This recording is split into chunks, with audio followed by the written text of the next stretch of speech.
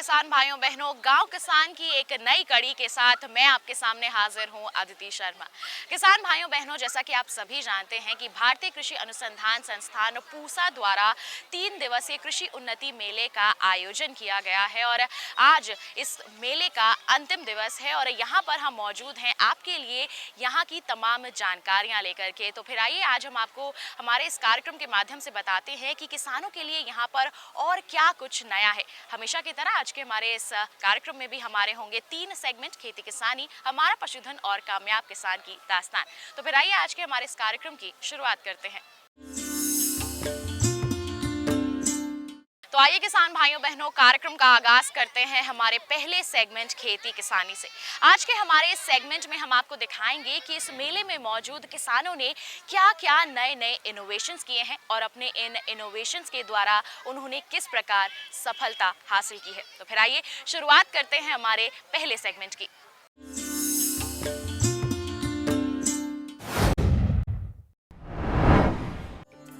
3 दिवसीय कृषि उन्नति मेला नई दिल्ली स्थित भारतीय कृषि अनुसंधान संस्थान पूसा के प्रांगण में आयोजित किया गया।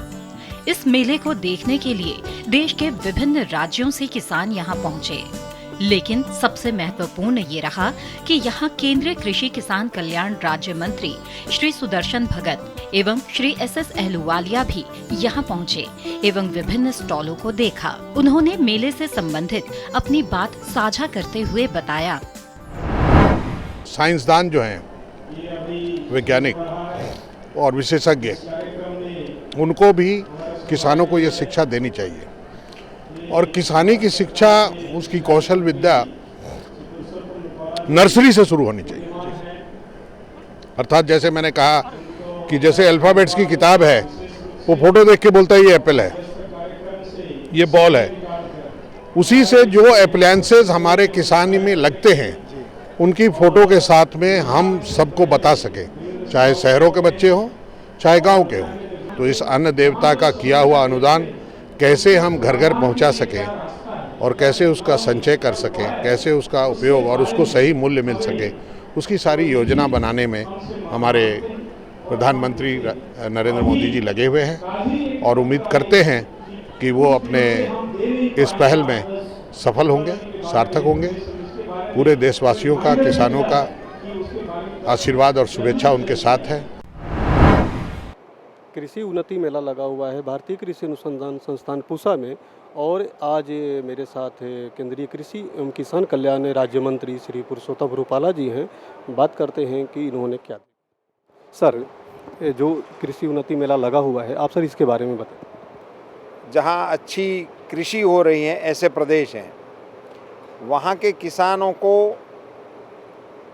वर्तमान कृषि जगत की क्या नई तकनीकें हैं, क्या नए संशोधन हैं, कौन सी नई योजनाएं हैं, राज्य सरकार की नई नीतियां क्या हैं और किसानों ने खुद अपने खेतों में जो नए नए आविष्कार किए हैं, उन सभी चीज़ों को मिलाकर उनका प्रदर्शन और निदर्शन यहाँ होता है। इनके चलते किसानों को प्रत्यक्ष रूप में ये तकनीकियों का प्रभाव देखने को मिलता है। इसमें बीज की, पौधों की, पशुओं की, जितनी भी नई नई संशोधित चीज़ें हैं, उन सबको यहाँ नमूने के तौर पर प्रस्तुत किया जा रहा है। उनको प्रत्यक्ष देखने की सुविधा की गई है। हमारे साइंटिस्ट और हमारे अधिकारी ये सब इनको ज़रूरत पड़ने पर रूबरू मार्गदर्शित भी कर रहे हैं। तो अभी आपने देखा कि नई सोच, मेहनत और लगन किसानों को किस मुकाम तक पहुंचा सकती है। किसान भाइयों बहनों, गांव किसान कार्यक्रम में अब वक्त हो चला है एक छोटे से ब्रेक का। आप कहीं मत जाइएगा। ब्रेक के बाद हम आपको दिखाएंगे हमारा अगला सेगमेंट, हमारा पशुधन। बने रहिए दूरदर्शन किसान पर और देखते रहिए हमारा कार्यक्रम गाँव किसान।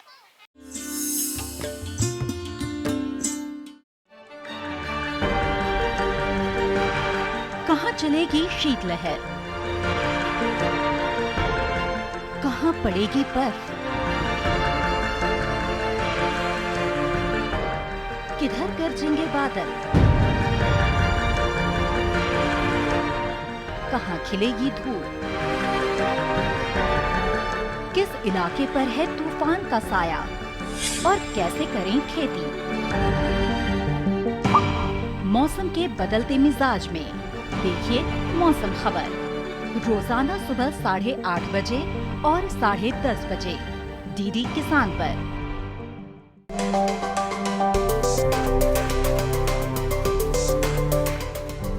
मंडियों का हाल, कमोडिटी की चाल,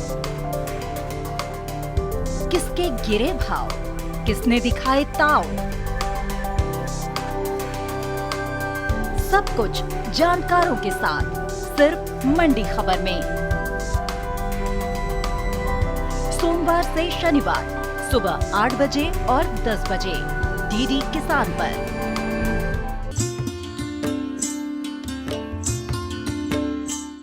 ब्रेक के बाद आप सभी का स्वागत है कार्यक्रम गांव किसान में। किसान भाइयों बहनों, अब कार्यक्रम में वक्त है हमारे अगले सेगमेंट हमारा पशुधन का। कृषि उन्नति मेला जिसका आयोजन पूसा नई दिल्ली में किया गया है, इसमें कई पशुपालकों ने भी भाग लिया है और इस मेले के जरिए वो अपने अनुभव अन्य पशुपालक भाइयों के साथ भी बांट रहे हैं। तो फिर आइए देखते हैं इन्हीं सब जानकारियों के लिए हमारा ये सेगमेंट हमारा पशुधन।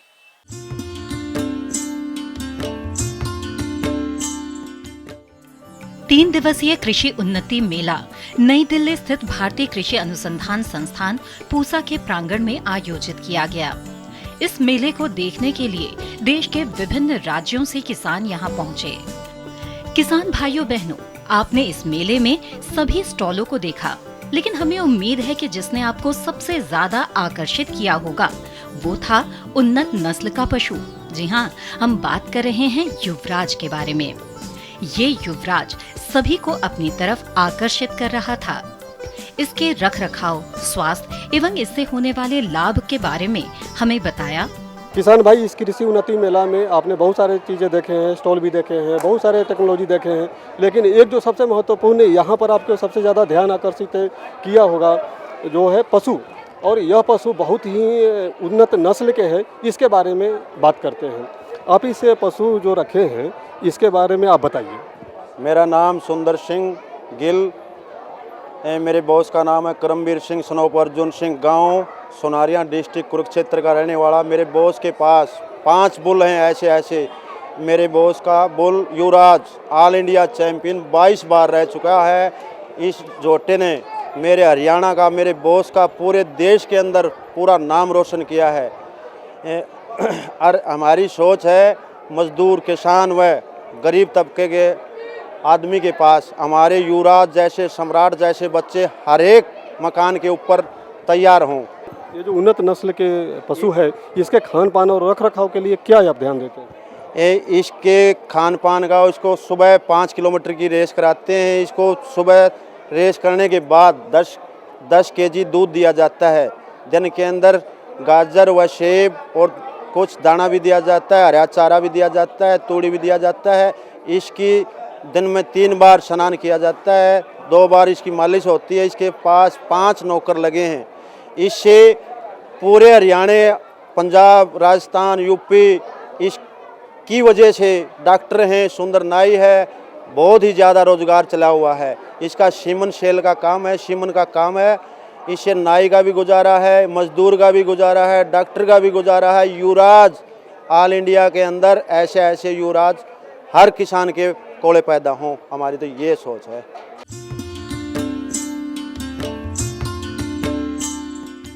इस माह से गर्मी में होने वाले रोगों के प्रति सावधानी रखनी चाहिए। यदि मच्छर, मक्खी, चींचड़ आदि जीवों की संख्या में वृद्धि हो रही हो तो इनसे फैलने वाले रोगों से बचाव करना आवश्यक है। आने वाले समय में पशुओं में बांझपन एवं फुराव आदि रोग भी होते हैं, अतः ऐसे में पशुओं की तुरंत चिकित्सा करवाएं। यदि दूध उत्पादन में कमी हो रही हो तो पशु चिकित्सक द्वारा दूध और पेशाब दोनों की जांच करवाएं। बरसिम रिजका एवं जई की सिंचाई 10 दिन और 12 से 14 दिन क्रमशः के अंतराल पर करें। ग्रीष्म काल में हरे चारे के लिए मक्का, बाजरा और ज्वार की बुआई करें। बहुऋतुजीवी चारा घास जैसे हाइब्रिड नेपियर, गिनी घास इत्यादि की रुपाई पहले से तैयार खेतों में करें। हरे चारे से साइलेज तैयार करें।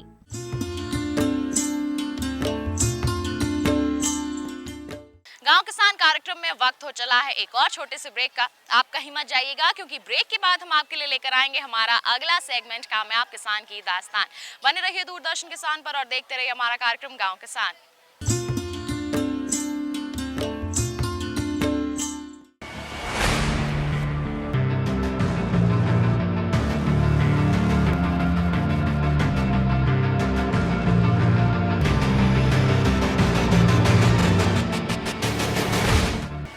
कैसे हैं आप? रविवार सुबह 10 बजे डीडी किसान पर। क्या सोचते हैं वो जिन्हें चुना आपने? जो आपके हित में है उसे जाना आपने? पूछेंगे हर वो सवाल जो रखता है आपसे सरोकार। बताएंगे आपको आखिर क्या है आपके अधिकार। हर सवाल, हर उलझन को सुलझाएंगे हम विशेषज्ञों के संग। दूरदर्शन किसान के खास कार्यक्रम विचार विमर्श, शुक्रवार रात 10 बजे।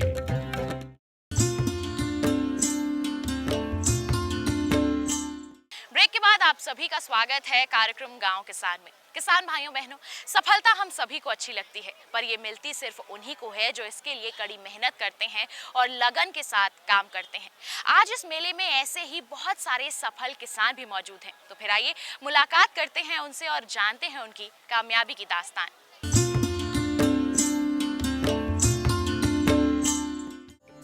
मेला देखने एवं कृषि से संबंधित जानकारी प्राप्त करने के लिए देश के विभिन्न राज्यों से किसान यहाँ आए एवं अपने अपने अनुभव के बारे में हमें बताया।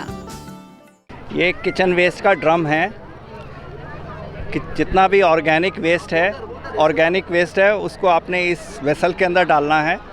उसके साथ में ये कल्चर है, कल्चर को डालना है। एक